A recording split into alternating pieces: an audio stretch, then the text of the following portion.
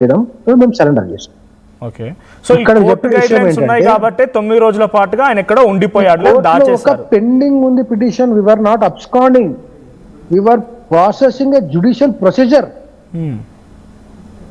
మేము కోర్టులో మా అడ్వకేట్ ద్వారా Bandi Bhagirath has presented his arguments. But till then not to arrest గానీ ప్రొటెక్షన్ ఏం లేదు కదా. పోలీసులు వెతుకుతున్నామని 5 టీమ్స్ ఫామ్ అయ్యామని 2 టీమ్స్ ఢిల్లీలో. అది జరిగింది లాస్ట్ 1 డేలోనే. నిన్న రాత్రి మేము సరెండర్ చేశాము. మొన్న సాయంత్రం నుంచి చేసిన ప్రయత్నమే. అంతకన్నా ముందు we had no apprehension. We went to the police, we went to the court with all our evidences to prove our innocence. Court వాదన విన్నది, రిజర్వ్ చేసుకుంది, కొట్టేయలేదే. కానీ దురదృష్టం ఏంటంటే కొన్ని సోషల్ మీడియా ప్లాట్ఫామ్స్ లో మరియు కొన్ని digital media platforms, satellite channels లో, యూట్యూబ్ ఛానల్స్ లో దుష్ప్రచారం ఎట్లా చేస్తున్నారంటే బండి భగీరథ్కి చుక్కెదురు, కోర్టు అరెస్టు చేయమన్నది, ఈ రకమైన వార్తలు తీసుకురావడం అనేది దురదృష్టకరం అండి. ఇప్పటి వరకు కోర్టు రిజర్వ్ చేసి పెట్టింది యాంటిసిపేటరీ బెయిల్ ఆర్డర్స్, పాస్ చేయలే.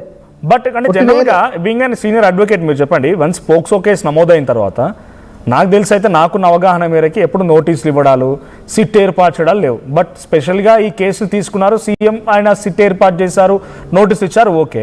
సో దట్ డే 1 ఎప్పుడైతే పోక్సో కేసు నమోదవుతుందో ఇన్ జనరల్గా వేరే కేసుల్లో ఇమీడియట్ అరెస్ట్ ఉంటుంది, ఇమీడియట్గా కోర్టు ముందు హాజరుపరిచాడు, తర్వాత లోపలికి అరెస్ట్ చేయడం ఉంటుంది, వాళ్ళని రిమాండ్కి పంపించడం ఉంటుంది. ఈ కేసులో 8th మే నుంచి 16th మే టిల్ దెన్ పోలీసులు లేట్ చేశారా, లేదు ఇటువైపు నుంచి ఆయన ప్రొటెక్షన్ తీసుకున్నాడు? ప్రొటెక్షన్ అయితే లేదు నాకు తెలిసి, అక్కడ కూడా ప్రొటెక్షన్ అయితే లేదు. సో పోలీసులు ఆలస్యం చేసి ఉండాలి. సో పొలిటికల్ వెండెట్టా ఏమైనా కనబడుతుందా? పోలీసుల గురించి అడిగిన ప్రశ్నకు నేను సమాధానం చెప్పలేను, అది పోలీసు వాళ్ళు చెప్పగలుగుతారు. ఒకటి. రెండో ప్రశ్న, ఇనిషియల్ గా మీరు అబ్జర్వ్ చేయాల్సిన విషయం ఏంటంటే పోక్సో యాక్ట్ బెయిలబుల్ అఫెన్సెస్ లో నమోదయ్యాయి. Section 11 and red with section 12 of POCSO act, దాంట్లో బిలో 5 years పనిష్మెంట్ ఉంది. పోలీస్ వాళ్ళు either have not given us any notice to appear before them, or not try to apprehend us, or even try to give a notice. Subsequently, they have recorded the statement, 161 statement of the victim. On the basis of that, they have altered the sections to section IL read with 6 of POCSO Act. అప్పటి వరకు మాకు తెలియదు, notice ఇచ్చేంత వరకు section alteration అవుతున్న విషయం మాకు తెలియదు. సెక్షన్ ఆల్టర్ అయినప్పటికీ they asked us to be present before the SHO on a date. Since there was a anticipatory bail pending before the court to be heard, court విచారణ చేయడానికి anticipatory bail pending లో ఉంది కాబట్టి ఆ reasons mention చేస్తూ మేము abscond కాలే, we have given a reply. అది ప్రాపర్ వేలో రిప్లై ఇచ్చాం, పోలీస్ వాళ్ళు దాన్ని తీసుకున్నారు. బట్ ఇన్ డ్యూ ప్రాసెస్ చాలా కామన్ కేసెస్ లో అలా ఉండదు కదా, జనరల్ కేసెస్ లో నోటీసులు అని సర్వ్ చేయడం ఉండదు కదా. నాకు తెలిసి మీరు కూడా చాలా కేసెస్ చూసే ఉంటారు. అది పోలీస్ వాళ్ళు అడగాల్సిన ప్రశ్న అండి, I can't answer it. Okay, police వాళ్ళ నుంచి నోటీస్ వచ్చింది కాబట్టి మీరు అలా రిప్లై ఇవ్వాల్సి వచ్చింది, అంతే కదా. అవాయిడ్ చేయలేదు, పోలీస్ వాళ్ళ నోటీస్ ని ఇగ్నోర్ చేయలేదు, మేము అక్నాలెడ్జ్ చేశాం, రిప్లై కూడా ఇచ్చాం, టైం సిక్ చేశాం. Okay, so then hereafter ఒక బయట ఉంది. ఆర్ఎస్ ప్రవీణ్ కుమార్, మాజీ IPS and present BRS party leader, ఆయన ఒక మాట మాట్లాడుకొచ్చారు. ఒకసారి రిప్లై చేయండి ప్లీజ్ సార్. రైట్.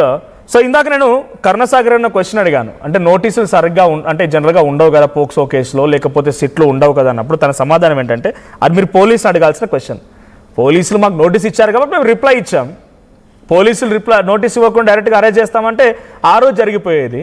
సో 9 daysగా పోలీసులు ఎప్పుడు కూడా అరెస్ట్ చేయడానికి ప్రయత్నం చేయలేదు.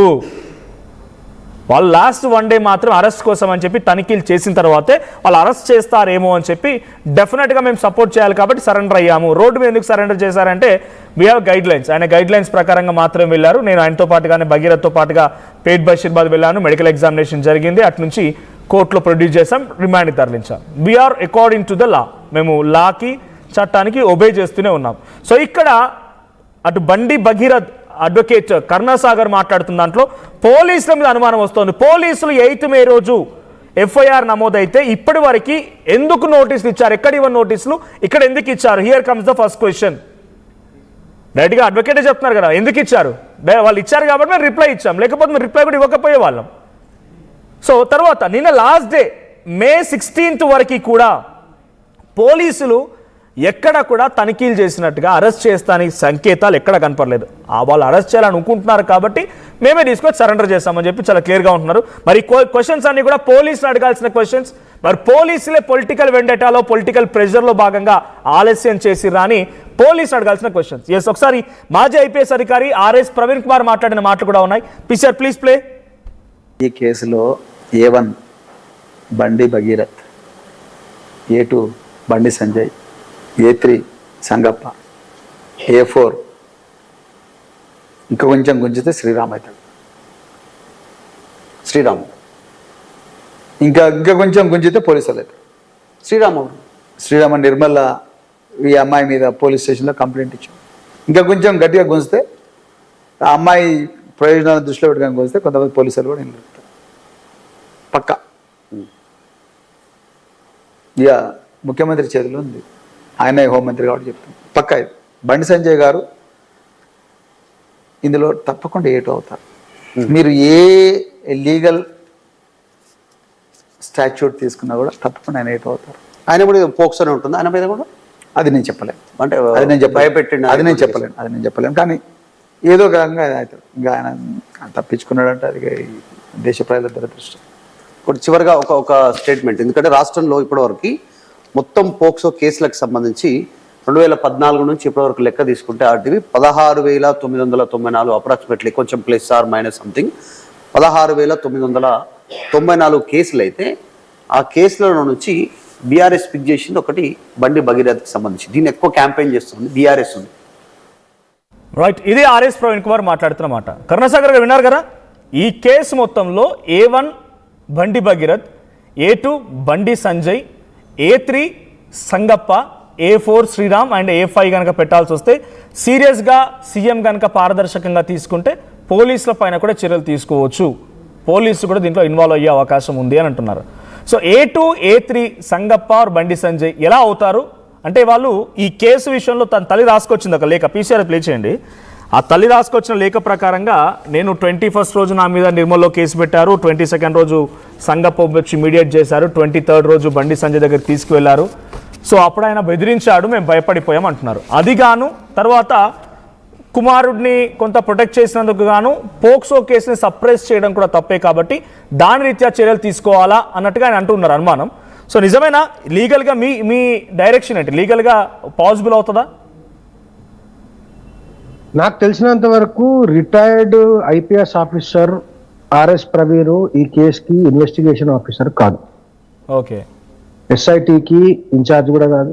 అవును, కనీసం ఇన్వెస్టిగేషన్ సూపర్వైజర్ చేసేటువంటి అధికారం కూడా లేదు. He's making a personal vendetta statements, political vendetta statements and personal statement. But he's an ex IPS officer కదా, ఆయన కూడా మేబీ ఉండవచ్చు, కానీ he's not ex IPS officer but also a TRS leader, BRS leader. Actually you have to see that, you are missing that part. ఇంకో విషయం చెప్తానండి,